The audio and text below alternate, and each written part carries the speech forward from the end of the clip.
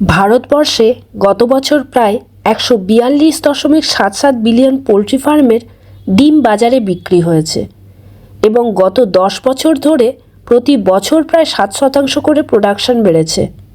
পশ্চিমবঙ্গে ডিমের উৎপাদন বেড়েছে প্রায় ১৮%। সারা ভারতবর্ষে এগিয়ে বাংলা।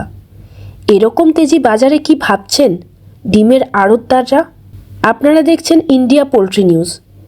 আসুন জেনে নিই পশ্চিম মেদিনীপুরের আড়তদার পপুলার এগ কনসার্নের মালিক রঞ্জননাথ বাবুর কাছ থেকে। কতদিন এই ব্যবসায় আছেন? আমার এটা 1982 সাল থেকে শুরু করেছে।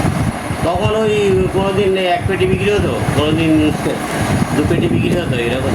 40 বছর পর রঞ্জনবাবু অবিভক্ত মেদিনীপুরের প্রধান ডিম ট্রেডার্সদের মধ্যে অন্যতম। পাইকারি ও খুচরো বিক্রি সমান তালে চলেছে।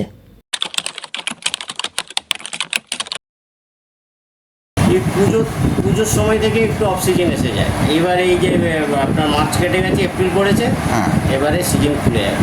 বাজারে প্রচলিত ধারণা যে উৎসবের মরশুমে ডিমের চাহিদা বাড়ে, কিন্তু প্রকৃতপক্ষে চিত্রটা আলাদা। মানে আমাদের সবাই বলে শীতে সিজন ভালো, শীতে না, গরমের সিজনটাই ভালো। গরমে সব আপনার মাছ কমে যায়, সবজি কমে যায়, যার ফলে ডিমটা লোকে চাহিদা থাকে। হয়তো রেটটা ভালো থাকে না, কিন্তু ডিমান্ড ভালো থাকে, ভালো ডিমটা চলে ভালো। পশ্চিম মেদিনীপুরে ডিম শিল্পকে বেশি উন্নতি করেছেন মদনমোহন মাইতি।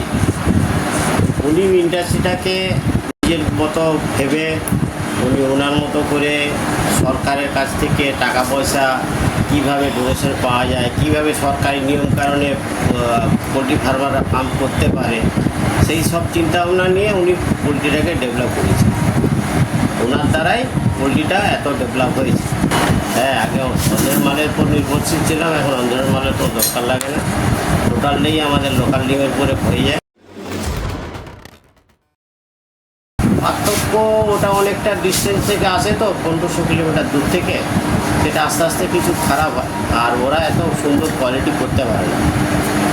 এখানকার মালে যে সুন্দর কোয়ালিটি হয়, এখানকার মালে যে সুন্দর টেস্ট, ওইটা হয় না, কিন্তু গুণাগুণ একই।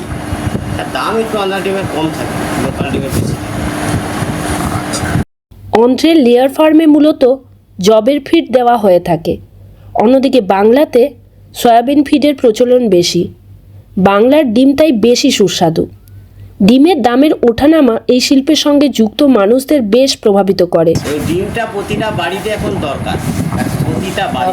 বাচ্চা খেতে ভালো করে, মাছ মাংস থেকে বাচ্চা এখন ডিম খুব পছন্দ করে। এবং ডিম আপনার নির্ভেজাল জিনিস, যার মধ্যে কোনো ভেজাল নেই।